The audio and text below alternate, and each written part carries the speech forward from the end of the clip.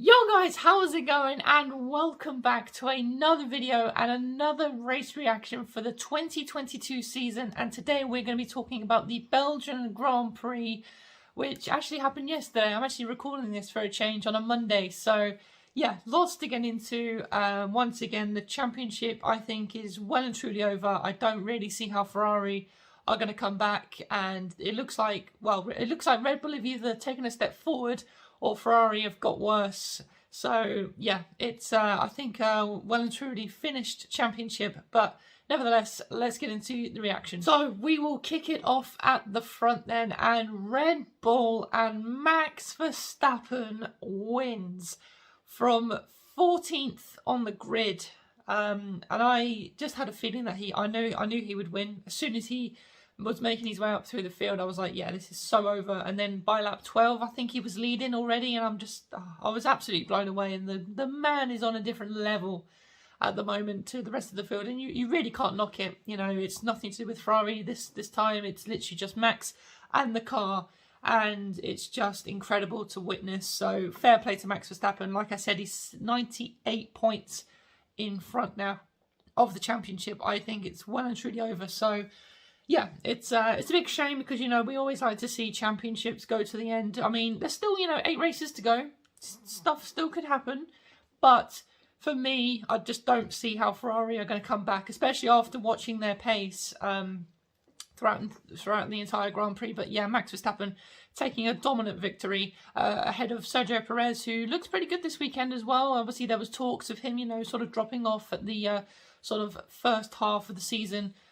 Towards the end anyway, but yeah, he seemed to pick up his pace once again this weekend and looked quite good, so that's great to see from Perez. But Red Bull, yeah, just absolutely dominating at the moment, so I think it's over in the drivers and the constructors. So next up, Ferrari then, and Carlos Sainz brung home a 3rd place after getting promoted up to pole position. Looked quite good in the first opening laps. He was keeping Perez behind, but as soon as Max got past, Sainz just sort of lost the pace, and unfortunately just wasn't able to hold on to 2nd or 1st, unfortunately. So he still came home for a podium, so it's still a good result for him. And Charles Leclerc obviously also having grid penalties, starting at down the grid, 15th, just behind Max. But he just did not have the pace as Max did, and obviously he had to make the extra stop because I can't remember what it was for now, but he had to make a stop. And I think there was some sort of smoke coming from the brake, and so they had to change the tyres. I think it was Max's tear-off actually got in Charles Leclerc's brake duct, so you couldn't script it really. But yeah, he had to make an early pit stop and then just tried to fight his way through the field, and as you could see, he just did not have the pace that Max did. Obviously, Max was on the softs at the start, and then when Leclerc pitted, he was on the medium tyre. But nevertheless, it just shows how much that Red Bull is so much faster. But yeah, Charles Leclerc, P6, but it would have been P5 because Ferrari decided to pin him on the penultimate lap to go for the fastest lap onto softs. But unfortunately, well, he fell behind Fernando Alonso at the start and then got back past him, which was probably a good thing because it meant he got some slipstream and some DRS for the fastest lap. But then he decides to speed into the pit lane, so that meant he got a 5-second time penalty, which then obviously put him behind Fernando Alonso. So it's P6, and then in the end he didn't even get the fastest lap anyway. So yeah, not a good comeback for Ferrari there. But yeah, like I said, I think the championship's well and truly over now. So I mean, if like I said, I don't know if I mentioned it in Hungary, but if Max now retires from 3 races in a row, he's still leading the championship. Like, that just proves how much of a lead that he has. So yeah, I just don't see how Ferrari are going to come back, unfortunately. I'm sorry, Ferrari fans, I was on your side the whole season, but I just don't see how it's going to happen. And I'm pretty sure a lot of Ferrari fans watching this will agree with me. So next up is Mercedes then, and George Russell bringing home a pretty comfortable P4. Once again, quite a lonely race for Mercedes. They're in that sort of element where they can't catch the guys ahead, but they're miles ahead of the guys behind. So yeah, and he actually had some pretty good pace throughout the entire Grand Prix actually. Mercedes again though struggling throughout the whole weekend just with tyre temperature, and obviously we had some quite colder temperatures during Friday and Saturday, but they always do seem pretty good in the race. So it's just their qualifying they've got to sort out, and yeah, the car does not seem good over 1 lap pace. But yeah, like I said, George had a comfortable race, P4 right behind Carlos Sainz, chasing him down towards the end. The gap was staying around 2 seconds. but just couldn't quite get in that DRS to try and mount an overtake towards the end of the race, which is a bit of a shame. But a good performance from George, and it does prove that Mercedes are still there or thereabouts, so it's still good to see. And Lewis Hamilton had a day to forget. His first DNF of the season, I believe. Nothing to do with reliability. As we saw, lap 1, he went around the outside of Alonso into, I can't remember what the chicane's called, but just at the end of the Camel Straight, went around the outside. Alonso tried to give him as much space as he could, which he did. And unfortunately, Hamilton just sort of turned in. It was in his blind spot, couldn't really see. And that put him, unfortunately, out of the race. So yeah, a DNF for Hamilton on lap 1. He admitted it, he owned up to it, and on looking at the onboards and the replays, Hamilton did kind of squeeze him. And yeah, which is, you know, like I said, he's admitted to, so we'll have to move on that one, unfortunately. But it's a big shame. But these things happen in Formula 1. Next up then is Alpine, and they both had quite a good weekend, it's fair to say. Fernando Alonso, like I just mentioned, had the contact with Lewis on lap 1, but apart from that, he more or less stayed out of trouble. And like I said, he finished in P5, so quite a good result for Alonso, and it was so good to see him start on P3 as well, obviously after all the penalties. So it was a really good opportunity, but unfortunately he just didn't get quite a decent start.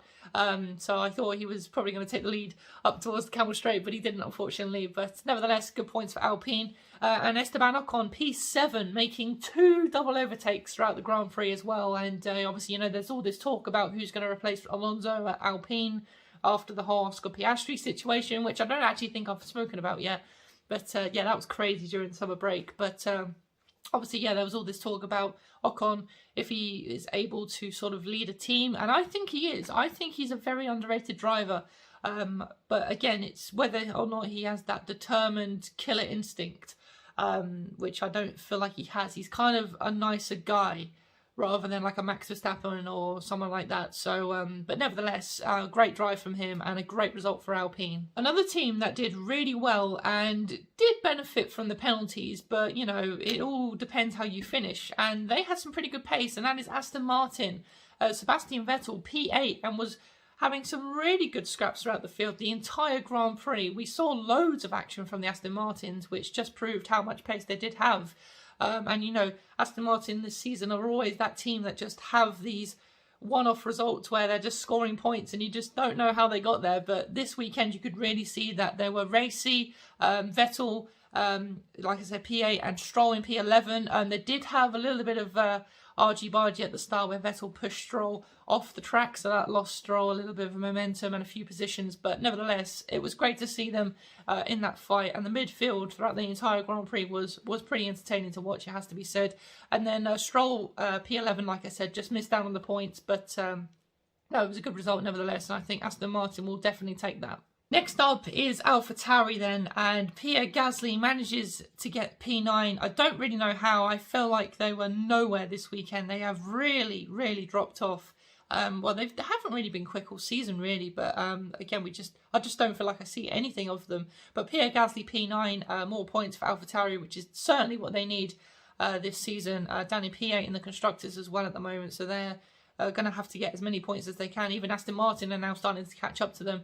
And Yuki Tsunoda, Danny P13, yeah, he was having a few scraps here and there as well, but unfortunately just wasn't able to have the pace to convert it into points, unfortunately. But yeah, like I said, from about Vettel down towards Ricciardo, there was just an absolute battle going on, which is, like I said, great to see. But I'm sure Yuki Tsunoda won't be happy about P13 and having no points on the board. So next up then is Williams, and Alexander Albon has had a fantastic weekend, it has to be said, getting into Q3, and he finishes the race in P10, scoring 1 extra point for Williams, which now puts them on a total of 4, which doesn't sound a lot, but, you know, I'm sure Williams will take every single point they can get at the moment, and they look good. They looked like they had the pace, like I said, throughout the whole weekend, getting into Q3, and then he was able to, you know, hold up some of the Aston Martins and battle with them and all that kind of thing. So it was great to see, and Albon very happy, which he definitely should be.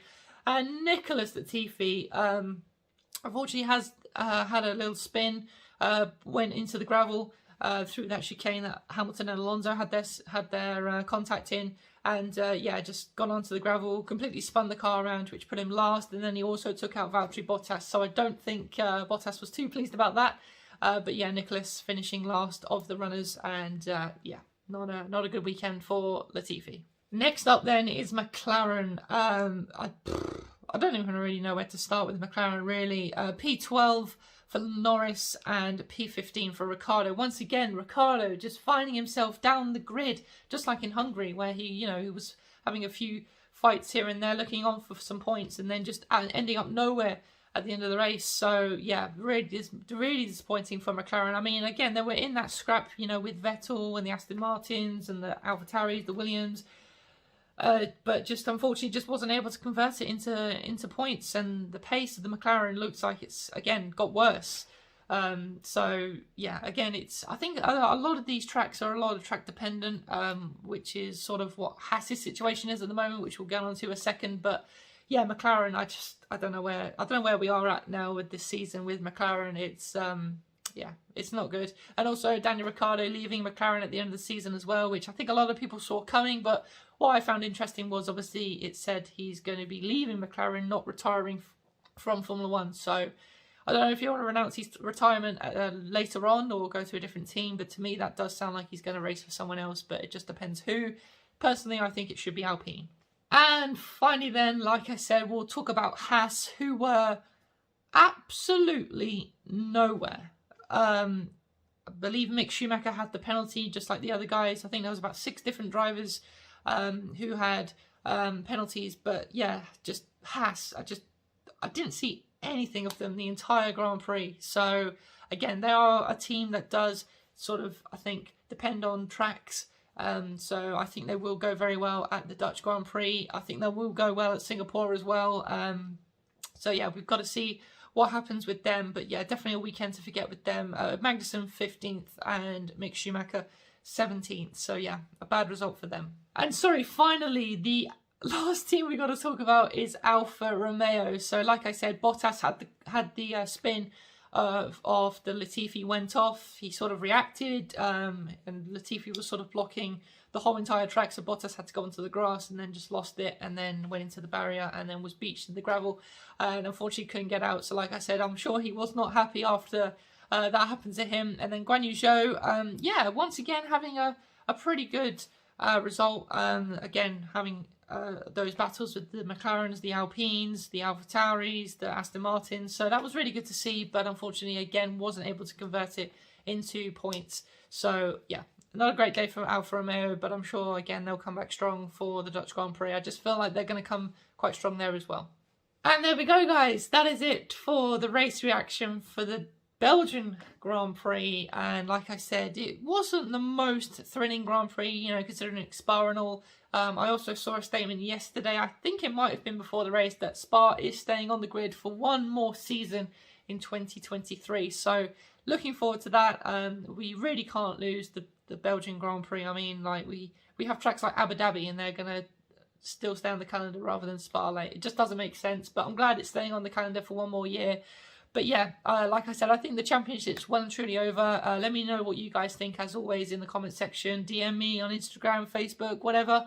I'm always active and always up for talking to you guys as well about Formula One, the sport I love. So if you have enjoyed this video, guys, please make sure you give it a thumbs up. Subscribe to the channel if you are new as well. And I will see you all again for the Dutch Grand Prix. Take care.